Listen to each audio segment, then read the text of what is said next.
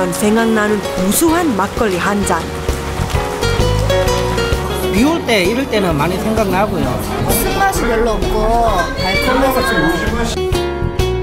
막걸리는 정말 알면 알수록 매력이 넘치는 술이죠? 우리 술이 정말 다양하고 건강에 좋고 그런 장점이 많은데 아직 사랑을 많이 못 받고 있는 것 같아요. 단순 소비자가 아니라 막걸리가 어떻게 만들어지는 것인지, 그리고 막걸리 속에 담겨있는 문화는 어떤 것인지. 막걸리는 만들 때마다 맛이 달라진다고 하니까 더더욱 신기하더라고요. 이 술이라는 것은 자연의 힘으로 빚어지는 것 같아요. 막걸리 좋아하시나요?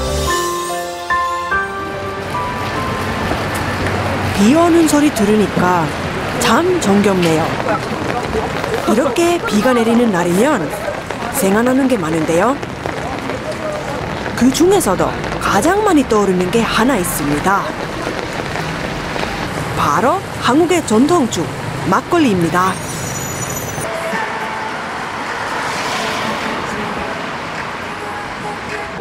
막걸리는 가장 한국적이면서 제가 가장 좋아하는 술이기도 한데요. 이렇게 비가 오는 날이면 이상하게 막걸리 집마다 안주 자리가 없더라고요. 막걸리는 술이라기보다 음료수 같은 느낌인데요. 맛은 시큼하면서 우유처럼 그런 느낌? 하여튼 비 오는 날과 막걸리는 참 잘 어울린다는 생각이 듭니다. 저처럼 사람들도 막걸리를 참 좋아하는 것 같은데요. 그렇다면 왜 이렇게 사람들은 막걸리에 빠져들까요?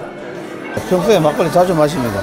뭐 한국적인 술이고요. 그러고 뭐 운동하고 그러고 또 한 번씩 마시기도 하고 이러기 때문에 한 번씩 마십니다. 막걸리가 언제 제일 생각나십니까? 비 오는 날이죠. 예전부터 그래왔는지 아니면 최근 들어서 그렇게 된 건지 막걸리 하면 저는 늘 그림자처럼 따라다닙니다. 두 개가 궁합이 참 잘 맞나 본데요. 제가 볼 때도 막걸리 안주에는 전만한 게 없는 것 같더라고요. 특히 뭐 비 올 때 이럴 때는 많이 생각나고요. 안주도 막걸리 안주로 이렇게 파전이나 이런 거 먹으면 제 입맛에 맞고 그래도 즐겨 먹고 있습니다. 파전 굽는 게 보니까 군침이 도네요. 이야, 이 파전은 파를 듬뿍 넣어서 훨씬 더 먹음직스러워 보이네요. 그런데 참 신기한 점 하나를 발견했습니다. 지금 들리세요? 전 굽는 소리하고 비 오는 소리가 좀 비슷한 것 같지 않나요? 아무래도 막걸리의 파전은 서민적인 음식이다 보니까 손님들이 즐겨 찾으시기도 하고 편하게 오시는 분들도 많고 가격대도 좀 저렴한 편이고 하니까 많이 찾으세요. 그러면 이렇게 비 오는 날 생각나는 막걸리는 어떻게 만들어질까요? 오래전부터 한국의 전통 음식에 관심을 갖고 있던 이 집 주인이 얼마 전부터 옛날 방식 그대로 막걸리를 직접 빚기 시작했다고 합니다. 근데 지금 이게 막걸리 재료인가요? 이게 지금 찹쌀인데요. 찹쌀을 불려서 씻어서 이제 불려가지고요. 이제 그 누룩하고 찹쌀만 넣고 옛날 우리 조상들이 빚던 전통주 빚습니다. 찹쌀은 씻을 때 1시간 정도 잘 문질러 씻는 것이 아주 중요하다고 합니다. 이렇게 잘 씻은 찹쌀이 준비가 되면요. 찜통에서 밥이 고들고들해질 때까지 쪄줘야 한답니다. 찹쌀은 중간을 비워야 찹쌀이 쪄져. 잘 찌고 나면 막걸리의 재료가 되는 고두밥이 만들어진다고 합니다. 정확한 시간을 재기 위해서 타이머를 켜두고 찜통에 약 30분 정도 쪄주면 된다고 하네요. 밥이 모락모락 쪄질 동안에는 술 담그는 덕을 준비하는데요. 잠깐만요. 지금 이건 왜 하는 거죠? 이거 지금 술떡 소독하는 거예요. 그래서 술은 그 독을 깨끗이 소독을 해야지 안 그러면 산패가 올 확률이 많거든요. 아, 이렇게 소독을 안 하면 막걸리 맛이 이상해질 수도 있겠네요. 맛있는 막걸리를 만들려면 술떡 소독부터 제대로 해야겠어요. 또 제가 막걸리를 즐기면서 관심을 갖게 된 게 하나 있는데요. 바로 이 누룩입니다. 어떤 누룩을 쓰느냐에 따라 막걸리 맛이 달라진다고 들었는데요. 누룩이 그렇게 중요한가요? 누룩이 굉장히 중요하죠. 왜냐하면 이 누룩에 따라 술 맛이 달라져요. 그래서 그 옛날에 가양주 형태로 술이 발전해 왔을 때는 그 집만의 술 맛이 따로 있었잖아요. 그 집만의 술 맛이 따로 있다는 것은 누룩의 맛이 다르고 그 집에 아마 솜씨도 좀 달랐을 테고 그렇지만 누룩을 준비할 동안 고두밥이 완성이 됐습니다. 와, 희뿌연 연기가 밥이 제대로 쪄진 것 같네요. 이렇게 완성된 고두밥은 잘 식혀줘야 하는데요. 이곳에서는 햇빛이 좋은 마당에서 고두밥을 식히더라고요. 김이 모락모락 나는 고두밥을 주걱으로 얇게 펴서 자연바람에 식히는 거라고 하네요. 이때 고두밥에서는 고소한 향이 사방으로 퍼진다고 합니다. 이야, 밥 잘 된 거 맞죠?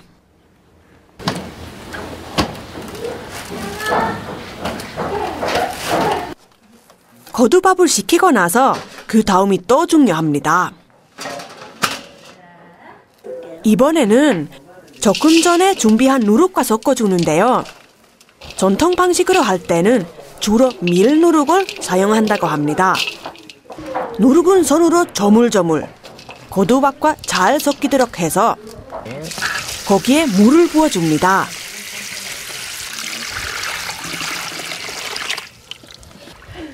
이건 옛날에 해왔던 방식이라는데요. 이렇게 발로 밟아주면 물과 고두밥 그리고 누룩이 더욱 잘 섞인답니다. 옛날에는 정말 힘들었겠어요. 정말 발로 밟아서 그런지 참 잘 섞였네요. 이제 소독이 끝난 술떡에 정성스레 한 바가지씩 벗어 채우는데요. 이 상태로 발효를 시키는 거라고 합니다. 근데 그 기간도 계절에 따라 조금씩 다르다고 하네요. 여름 같은 경우는 한 36시간 그렇게 보는데 아직은 지금은 이제 봄이 됐으니까 지금 한겨울에는 뭐 무조건 48시간 정도 돼야 술이 끓어요. 근데 나중에 이제 밖에서 독을 이렇게 만지보면 독에서 그 온도가 감지가 되고요. 또 이렇게 소리가 막 이렇게 빗소리처럼 막 샤하고 막 끓는 소리가 막 들려요. 그 뭐랄까 되게 기분 좋은 소리. 막걸리는 발효 시간이 중요하기 때문에 날짜 적는 걸 꼭 빼놓지 말아야 합니다. 오, 이불도 덮어주나요? 잘 익어라. 이렇게 발효를 거치고 나면 술떡은 또 다른 곳으로 옮겨진다고 하는데요. 바로 숙성실입니다. 이곳에서는 맛있는 막걸리가 익어가고 있는데요. 보통 짧게는 30일, 길게는 100일 이상 보관을 한답니다. 100일이 지난 술들은 쉽게 취하지도 않고 머리도 아프지 않다고 하네요. 술 맛이 좀 못하다 이래 싶으면 조금 더 두고 시간이 지나니까 또다시 새로운 맛으로 돌아오고. 그래서 그 우리가 뭐 이렇게 장류라든지 이런 이게 독의 신비 아닐까 싶어요. 이 독 안에 있는 막걸리는 다 된 건가요? 어떻게 됐을까 궁금한데요. 잠시만요. 이거 막걸리가 맞나요? 이제 우리 그 술은 아까 그 저기 누룩하고 찹쌀고두밥을 해서 이렇게 놓으면 지금 여기 위에는 맑은 술이거든요. 이렇게 맑은 약주예요. 그래서 요 맑은 술이 있고 그 다음에 이제 그 술 지거미하고 그를 같이 이렇게 걸러서 물을 섞어서 이제 뜨면은 이제 그게 막걸리가 되는 거예요. 그러니까 이 맑은 약주를 뜨고 나면 밑에 막걸리 만들 술이 숨어 있다는 거죠? 막걸리 만들 때 이런 술도 같이 만들어진다니 참 신기하네요. 그리고 이게 바로 진짜 막걸리를 만들 건데요. 우선은 이걸 떠서 체에 걸러내 줍니다. 그러면 체에는 뒷고기가 남게 되는데요. 이걸 술지gem이라고 부른다고 하죠? 이렇게 걸러내고 나면 1차적으로 막걸리 원액이 만들어지는데요. 이거 혹시 우유는 아니죠? 그리고 나서 물로 희석시켜 주고 나면 이게 바로 우리가 마시는 막걸리가 되는 거랍니다. 막걸리 만드는 게 참 쉽지가 않네요. 갓 빚은 막걸리 한 잔 마셔봐야겠죠? 제가 빚지만 빚을 때마다 술 맛이 조금씩 다르거든요. 그럼 거기에다가 만약에 우리가 이제 울산에는 배가 많이 나니까 배즙을 짜서 넣었을 때의 그런 맛, 또 나름의 약재를 좀 섞었을 때의 맛, 뭐 좀 다 달라요. 이렇게 이제 봄 되면은 제가 이제 그 진달래 따서 빚는 술, 뭐 그러니까 이게 무궁무진하다고 할까나 그런 생각이 좀 들어서. 이렇게 근사한 정자에 앉아 술 마시는 기분은 어떨까요? 맑은 술, 약주는 술 맛이 깔끔할 것 같고요. 막걸리는 부드러운 맛이 일품일 것 같은데요.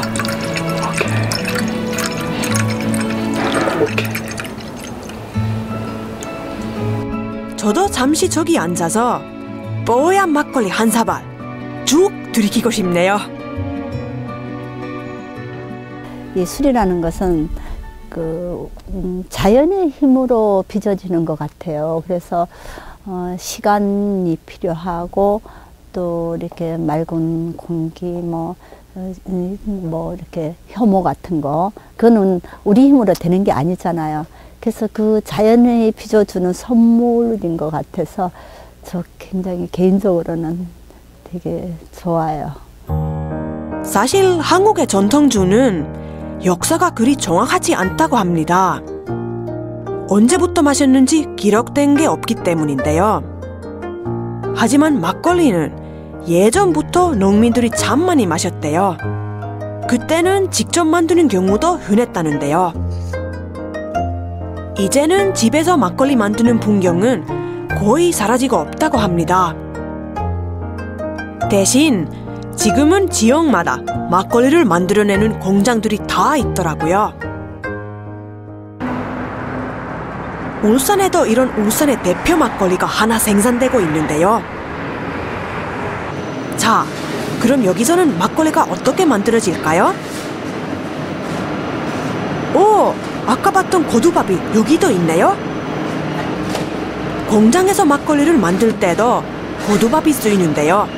이곳에서는 그 양이 엄청납니다.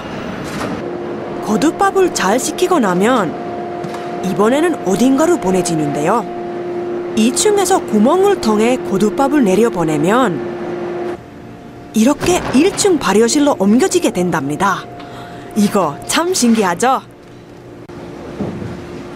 이 발효실에서는 여러 발효 과정을 거쳐 맛있는 막걸리가 탄생되는데요.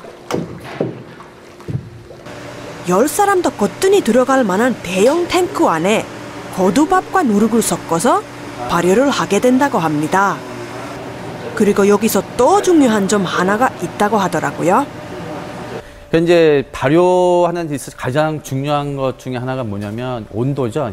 특히 효모 같은 경우는 이제 그 최적의 활동할 수 있는 온도가 27도 내지 28도거든요. 그래서 저희가 이 실내의 온도를 갖다가 1년 내내 그 25도 정도에 맞춰 놓습니다. 그러면 이 안에서 이제 이 술이 만들어지면서 열도 발산이 되고요. 탄산도 발산이 되고 하는데 여기 보시는 거 요게 이제 냉각기 역할을 하는 거죠. 그래서 여기서 온도 관리를 하는 게 이 안에서는 가장 중요합니다.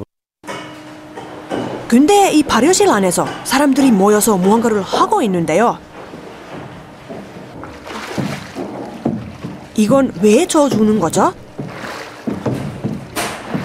막걸리가 숙성이 되고 만들어지는 과정에서 발효가 되면서 약간의 그 발효치가 생깁니다. 쌀은. 근데 그 발효치를 약간 이제 날려버리는 그런 역할도 하고요. 그 다음에 또 이 고루 섞이게 되면 이제 이게 그 저희 탱크가 크기 때문에 아래 위에 온도 차이가 생기고요. 그리고 이제 효모가 그 사는 그 위치가 자기가 좋아하는 위치만 이렇게 살고 있거든요. 그래서 그 효모를 아래 위로 저어주면서 그 위치를 좀 다시 잡아주고요. 그 다음에 탱크 안에 있는 그 제품의 온도를 갖다 균일하게 해주기 위해서 해주는 작업인데 이곳은 누룩을 만드는 곳이에요. 보통 전통 방식으로 막걸리를 만들 때 밀누룩을 쓰는데요. 이곳에서는 전통 누룩도 사용하고 있지만 직접 제조한 쌀누룩을 많이 쓴다고 합니다. 이건 꼭 쌀뻥튀기 같은 느낌이네요. 쌀 누르고 이제 저희가 막걸리에 필요한 그 저희의 필요한 그 균만 집어넣어서 그 따로 이제 막걸리용의 쌀 누룩을 따로 제조를 해서 쓰는 거기 때문에 약간의 이제 차이는 있는데 가장 중요한 거는 이제 그 같은 맛을 그 균일하게 유지하기 위해서 그렇게 쓰고 있습니다. 막걸리 맛이 다 똑같은 데는 그만한 이유가 있었네요. 그러니까 지금 이 통 안에 있는 막걸리 맛이 다 똑같다는 거죠? 이렇게 막걸리 맛이 일정하긴 하지만 여기에도 사실 비법이 숨겨져 있다고 합니다.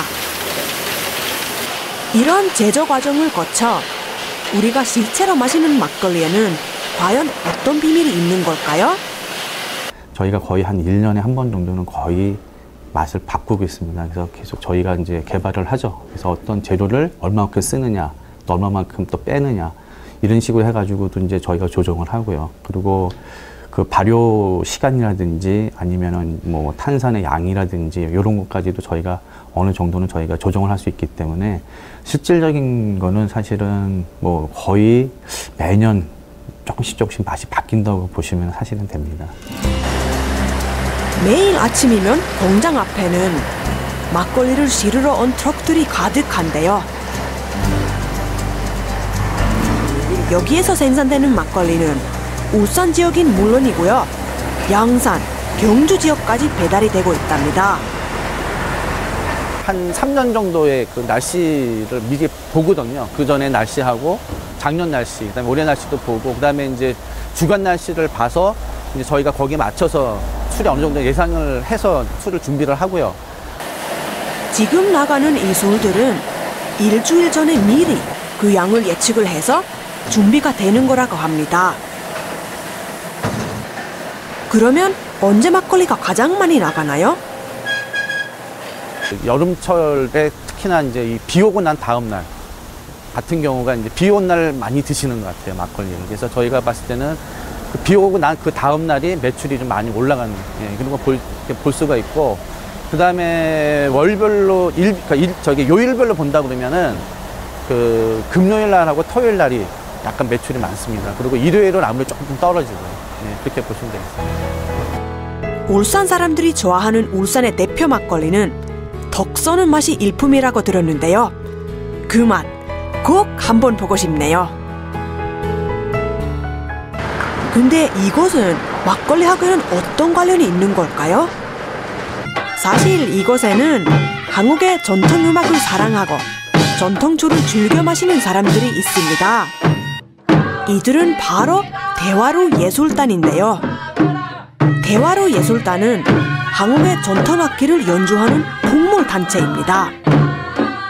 이야, 귀를 쩌렁쩌렁 울리는 소리가 참 신이 나네요. 들으면 들을수록 푹 빠져드는 한국의 전통 음악. 저도 참 좋아하거든요. 그런데 이렇게 신나는 분위기를 더욱 띄워주는 게 있다고 합니다. 자, 막걸리가 왔습니다. 와, 정말 반가워하네요. 걸쭉한 막걸리 한 잔. 안 그래도 생각나던 차였는데요.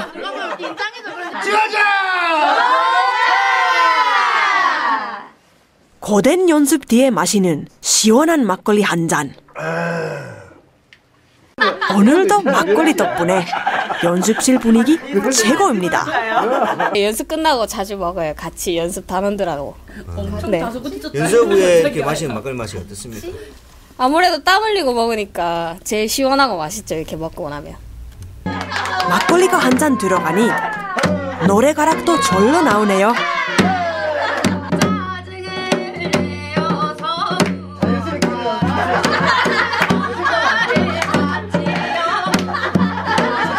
노래에 줌이 빠질 순 없겠죠? 이분은 정말 신이 나셨네요.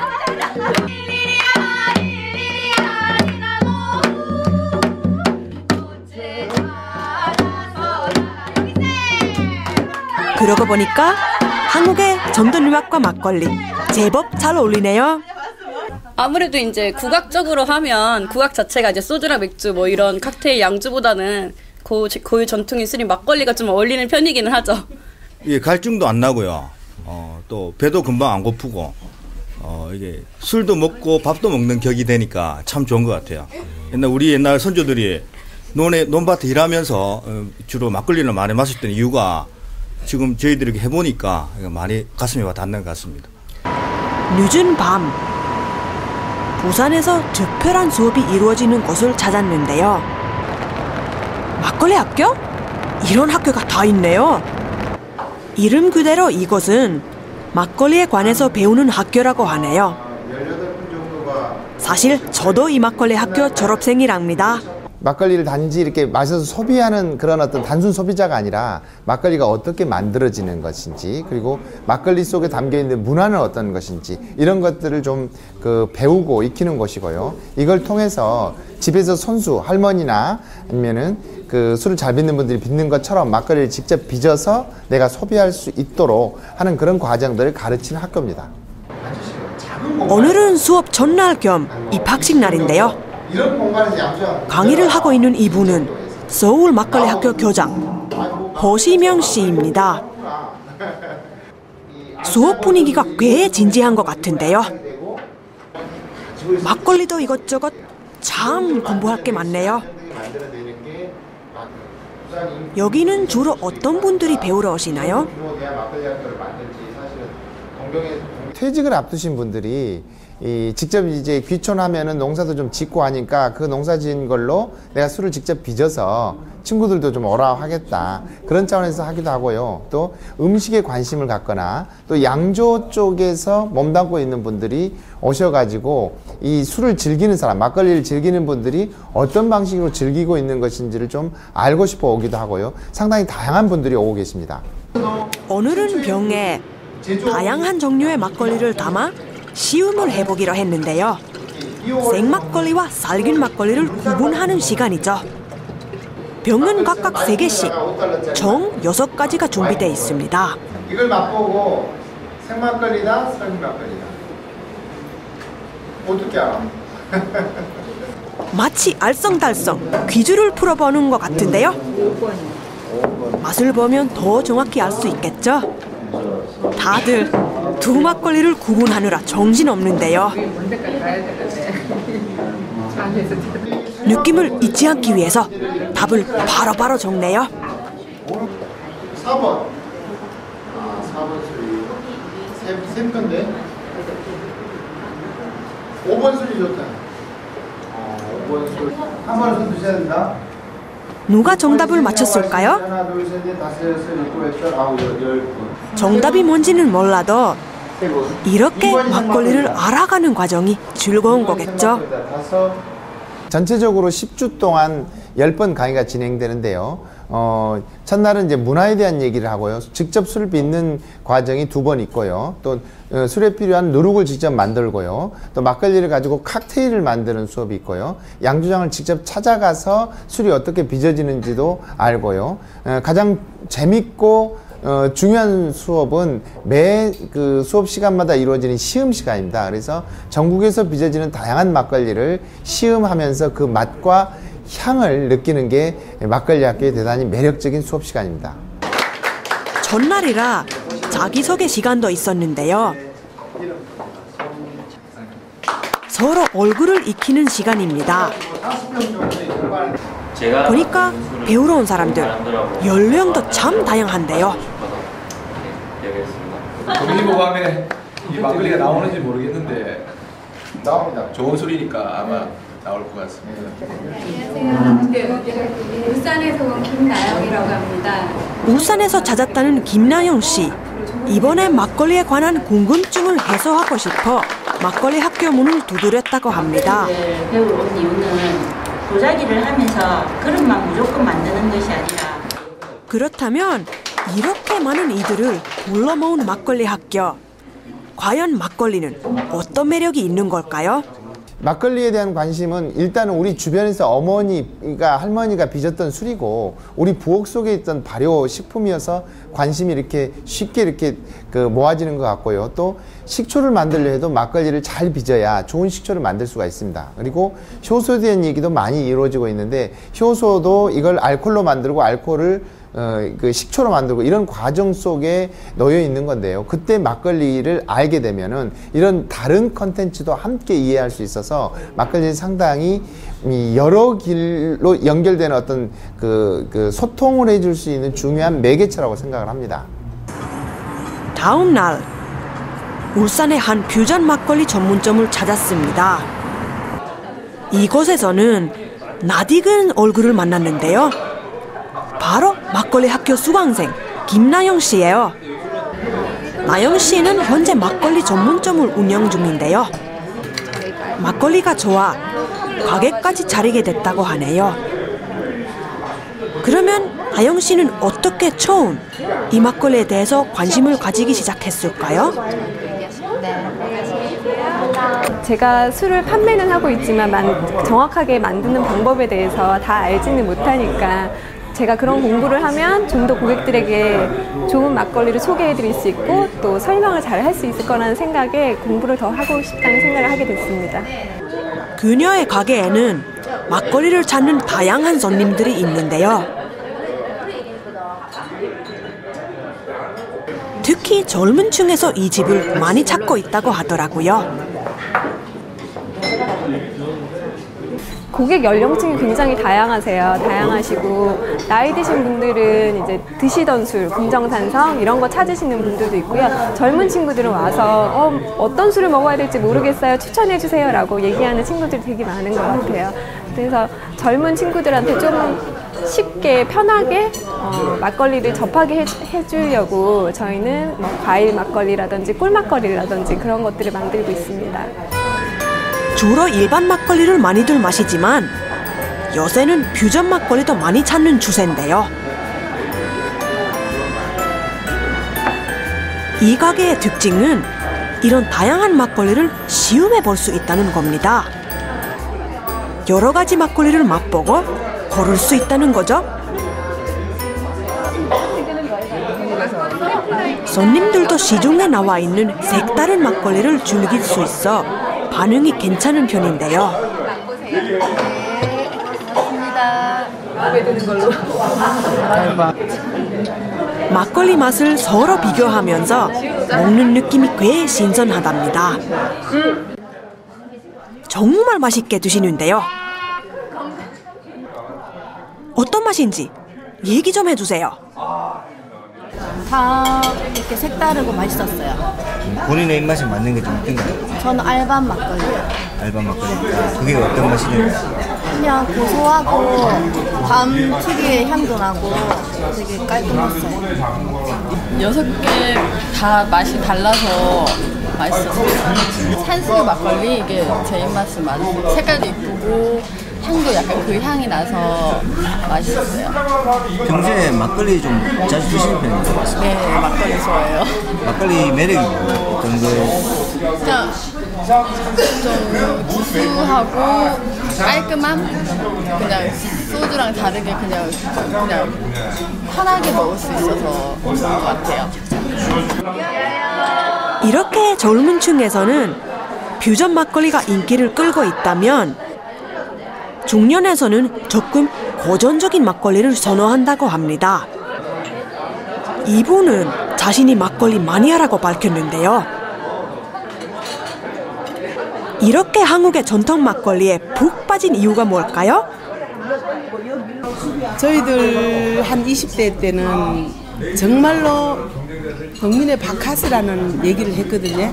시골에서 농사 짓다가 배가 이렇게 실종할 때는 막걸리를 벌컥벌컥 들어 마셨고, 그런데 저는 지금 현재는 다른 술보다는 이 막걸리를 먹음으로써 배 저녁 대신에 이런 안주와 술을 먹으면은 배가 거듭하니까 밥 안 먹고 저는 막걸리 먹습니다. 그리고 뒤끝도 깨끗하고. 네. 막걸리집 사장님 나영 씨가 보여줄 게 하나 더 있다는데요. 바로 생과일 막걸리랍니다. 막걸리와 다양한 생과일을 함께 갈아 만든 건데요. 이건 이 집의 히트 아이템이라고 하네요. 바나나 칵테일 나왔습니다. 바나나 칵테일. 요즘은 생과일 특유의 상큼한 맛을 즐기는 마니아층이 점점 많아지고 있는데요. 막걸리 애호가인 저도 꼭 한번 맛보고 싶네요. 바나나 맛이 바나나가 그대로 씹혀요. 정말 그리고 여자들이 먹기에 너무 좋을 것 같고 특이한 것 같아요. 제가 보기에는.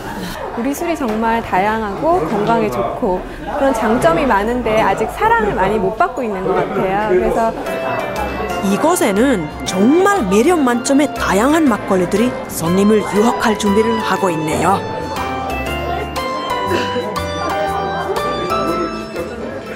막걸리와 인연이 깊은 이들이 있는 곳. 물 좋고 산세 좋은 이곳에도 막걸리에 푹 빠져 사는 한 부부가 살고 있는데요. 바로 son막걸리로 유명한 한 술도가입니다.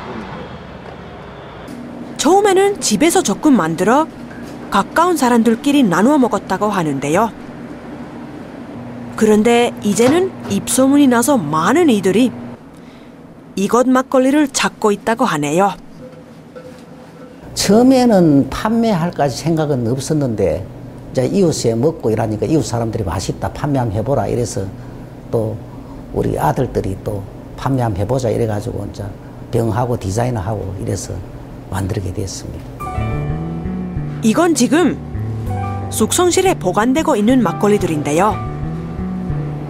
전통 방식 그대로 만든 조금은 색다른 막걸리입니다. 청와대에서 만찬주로도 선정될 만큼 유명세를 떨치고 있는 이 막걸리는 한국산 햅쌀과 누룩을 사용해서 만드는데요. 하루에 겨우 80병밖에 생산되지 않는다고 합니다. 일반 막걸리보다 가격이 훨씬 비싸지만요. 없어서 못 팔 정도로 인기를 끌고 있다는데요. 그런데 포장할 때 같이 넣는 이 종이는 뭔가요? 개봉하실 때 탄산이 너무 많아서 흔들지 말고 잘 따시라고 이렇게 설명서 같이 넣는 거예요. 이번에는 사장님이 직접 따는 법까지 보여주시겠다는데요. 탄산이 올라오는 걸 눈으로 확인하고 3-4번 정도 뚜껑을 열었다 닫았다 반복하면 된다고 합니다. 꼭 샴페인 같네요. 그리고 탄산이 가라앉은 걸 보고 뚜껑을 열어주면 된다고 하는데요. 개봉하는 방법이 참 특이하죠? 탄산은 이 막걸리만의 특징이기도 한데요.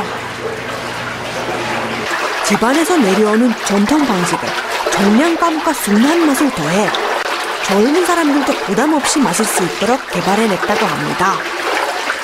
제가 이렇게 맛을 보면은요, 항아리가 여러 개라도 맛이 다 틀려요. 그러는데 그거를 갖다가 제조 과정에서 이렇게 다 이렇게 비스름하게 맞춰가지고 아무튼 완제품은 아주 1등 막걸리로 나오는 거예요.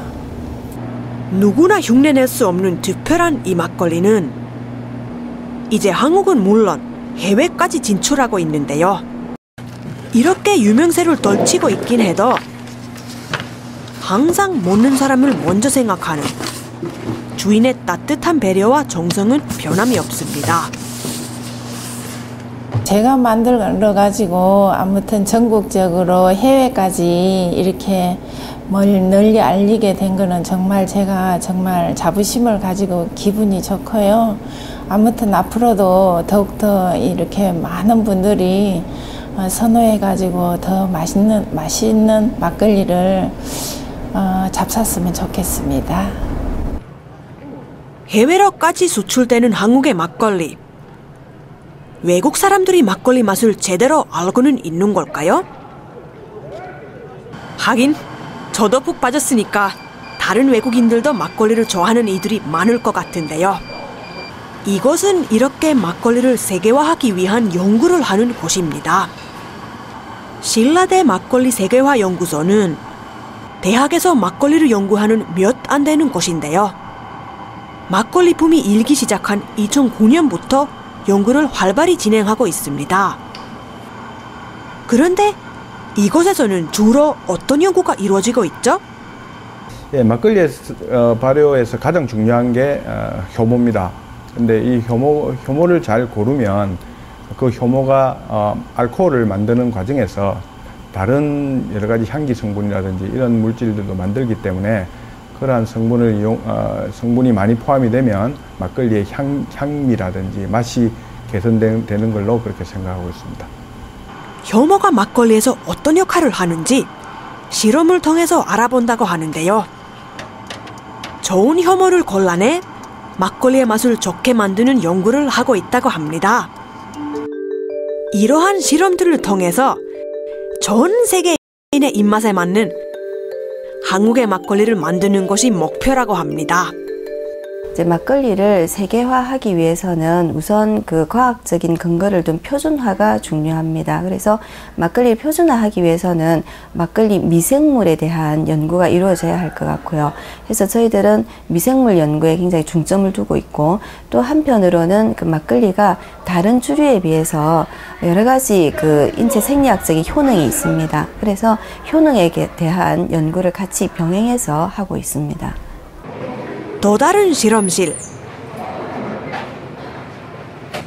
이것은 막걸리 전문 인력을 양성하는 곳인데요. 막걸리를 직접 만드는 방법은 물론이고요. 유통과 마케팅에 이르는 다양한 내용들을 체계적으로 교육을 하고 있습니다. 지금 한창 학생들이 막걸리를 만들어보고 있는데요. 고두밥에 효모와 누룩을 넣어 막걸리 만드는 방법을 실험 중입니다. 여기서 만든 품질 좋은 막걸리는 나중에 상품으로도 만들어 볼 생각이라고 하네요. 좋은 막걸리를 만들어 보겠다고 생각한 건 그만큼 막걸리가 건강해졌기 때문인데요. 막걸리는 우선 그 미생물을 가지고 자연 발효한 식품입니다. 그래서 자연 발효 식품이라는 게 첫 번째고요. 그 다음에는 단백질 함유량이 우유의 약 한 3분의 2 정도 들어 있습니다. 그래서 단백질 함유량이 높고, 또 그 이외에도 적당한 비타민, 무기질, 그다음에 유기산, 그다음에 나아가서는 식이섬유까지 포함을 하고 있습니다. 그래서 다른 주류에 비해서 이런 여러 가지 영양 성분들이 포함되어 있다는 게 건강에 도움을 주는 요인이라고 생각합니다. 막걸리가 건강에 좋은 건 이뿐만이 아닙니다. 막걸리 주점을 하면서 저도 공부 좀 했는데요. 막걸리는 항암 효과도 있다고 하고요. 피부 미백에도 도움이 된다고 합니다. 또 유산균 덩어리라고도 하던데요. 이거 정말 맞는 얘기인가요? 실제로 이제 저희들이 시판하고 있는 막걸리하고, 그 다음에 직접 담근 막걸리에 이제 유산균 수를 검토한 결과도 있는데요. 그래서 직접 담근 막걸리의 경우에는 한 1ml당 수백만에서 한 1억에 이르는 아주 많은 유산균을 함유하고 있습니다. 그런데 요구르트의 경우에는 1ml당 수천만 마리 정도 함유되어 있습니다. 이야, 정말 막걸리가 유산균이 훨씬 더 많네요. 그렇다면 이렇게 몸에 좋은 막걸리는 얼마나 마시는 게 좋을까요? 막걸리를 많이 마시면 그런 효능을 볼 수 있는가 하면 그런 건 아니고요. 적당량 마셔야 되는데 그 마시는 기준을 동물 실험에 의해서 이제 사람을 이렇게 반영을 해 봤을 때 하루에 한 병 이내로, 즉 지금 360ml 막걸리가 시판이 되고 있는데 적어도 360ml 이하로 드시면 그런 효능을 볼 수 있지 않을까 이렇게 생각이 됩니다. 이렇게 건강에 도움이 되는 막걸리가 요즘에는 인기가 많이 시들해졌는데요. 제가 좋아하는 술이라 더 속상합니다. 그러면 막걸리 인기를 앞으로도 좀 꾸준히 이어갈 수 있는 방법은 어떤 게 있을까요? 그래서 크게는 표준화와 효능 검증에 대한 연구가 더 돼야 된다는 거 하나 하고요.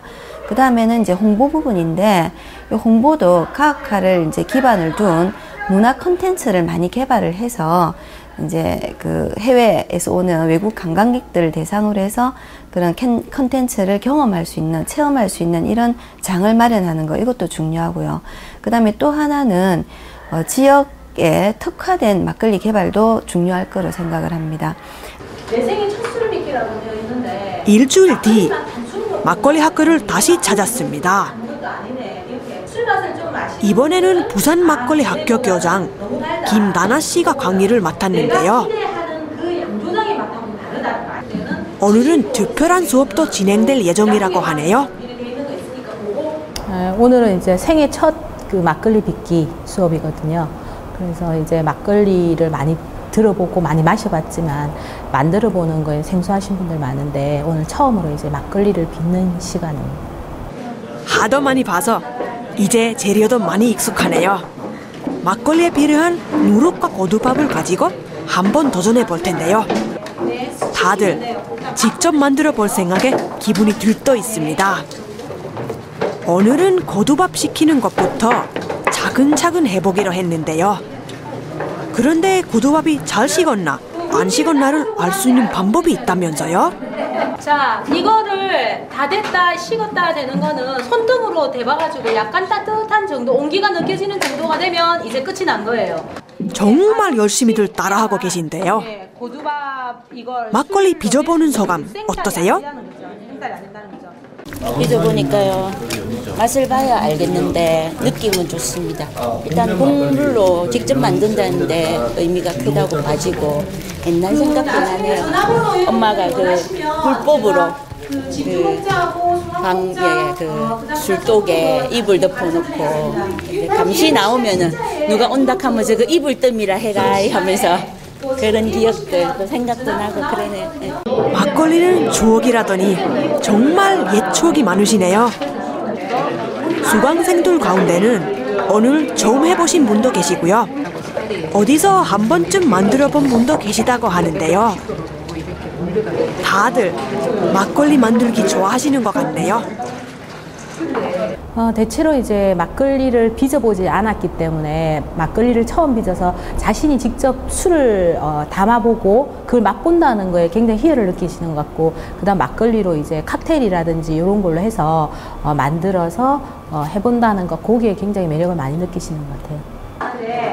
여기는 젊은 아가씨가 방법을 몰라서 옆으로 살짝 곁눈질을 하고 있는데요.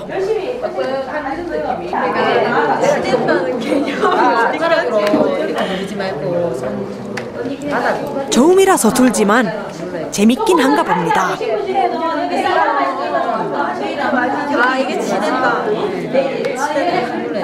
아, 이제 알게 된 것 같네요. 그렇다면 이렇게 빠져줄 수밖에 없는 막걸리만의 매력은 무엇일까요? 설탕을 넣지 않는데도 이 누룩 곰팡이에 의해서 이 당화작용에 의해서 술이 달죠. 술이 달다는 거고, 이걸 그 외국 술도 우리가 먹어봤지만은 우리 술은 그냥 먹으면은 그 자연 그 맛이 나는 것 같아요. 이렇게 쌀 향기가 나면서 그 또 뭘 아무도 있지 않아요. 물, 누룩, 쌀 이걸 세 개 갖고 술을 만들잖아요. 뭐 어디 첨가물이 없잖아요. 없으니까는 담으면은 지금 이제 맵쌀로 하는데 찹쌀로 갖고 하면은요 한 3, 4일 지나면은 설탕을 부은 것처럼 달아요 술이. 너무 술이 달아요. 그게 너무 신기하죠. 요즘은 직접 술 담궈서 먹으려고 하는 사람들이 많은 걸로 알고 있거든요. 그리고 또 그 안에서 막걸리도 그런 측면에서 봐야 되지 않겠나 싶습니다. 우리 처음 만든 술 잘 될 것 같습니다. 뭐 뒤에 뭐 일주일 뒤에 술 맛을 봐야 할 것 같은데. 이제 마지막으로 통에 담아 막걸리가 잘 익기만을 기다리면 되는데요. 어떻게 될지 저도 기대가 되네요. 이런 멋진 순간은 기록으로 남겨야겠죠. 자, 막걸리. 막걸리는 이제 그 막걸리 자체가 높은 도수가 아니지 않습니까? 그리고 우리가 그 막걸리 속에는 굉장히 많은 영양분을 가지고 있습니다. 그러다 보니까 한두 잔 마시는 거로도 유산균의 섭취가, 예, 우리가 평상시 먹어야 되는 유산균의 섭취라든지 여러 가지 그 유기산이라든지 피로를 이렇게 없애주는 역할도 하니까 한두 잔 마시면 와인처럼 보약이 될 수가 있거든요. 그래서 그런 의미에서 여러분들이 한두 잔씩 마셔준다면 결국에는 우리의 막걸리를 항상 곁에 두고 있는 거가 되겠고, 멀리 보면은 막걸리로 건강을 유지하는 그런 것도 될 거라고 생각을 합니다. 그래서 많이 마시지 마시고 한두 잔씩 즐기면은 그것이 곧 옆에 두는 건강한 음료가 될 수도 있는 거거든요. 그래서 따뜻한 봄날, 울산의 한 산악회 회원들이 문수산 산행에 올랐습니다. 다들 발걸음이 아주 경쾌해 보이네요. 봄을 알리는 절죽을 지나 한 발 한 발 걸음을 옮기는데요. 기분까지 즐거워 보입니다.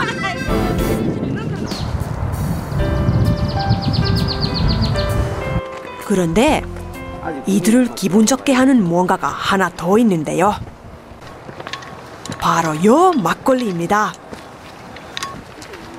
이 막걸리 먹는 맛에 산을 오를 정도라고 하는데요.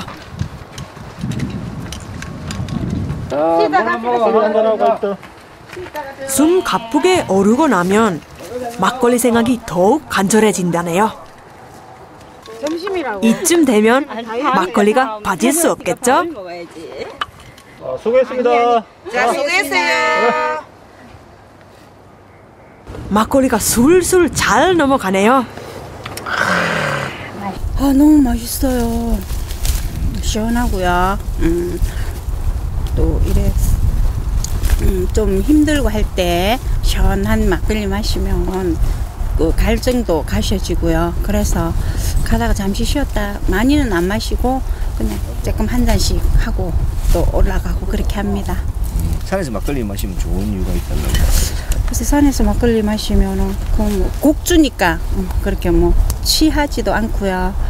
많이 마시지 않으니까 건강에도 도움이 되고 그런 것 같습니다.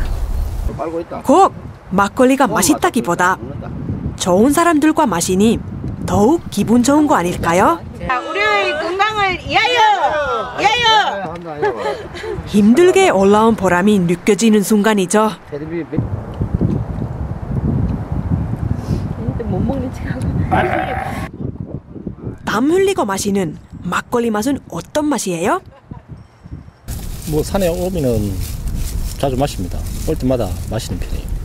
이 산에서 마시는 막걸리 맛은 어떻습니까? 땀 흘리고 막걸리 마시면 참 좋지요. 갈증 해소되고 뭐 막걸리만한 게 있습니까? 산에 왔을 때는 최고입니다.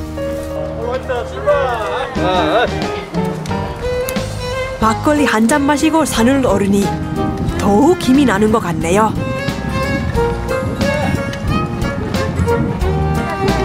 이렇게 산에 오를 때나 또 비가 올 때 즐겁게 마실 수 있는 막걸리. 편안해서 좋고 부담스럽지 않아 더 좋은 한국의 전통주 막걸리. 이들의 끊임없는 막걸리 예찬에 저도 오늘따라 더 막걸리가 먹고 싶네요. 여러분도 오늘 막걸리 한 잔 어떠세요?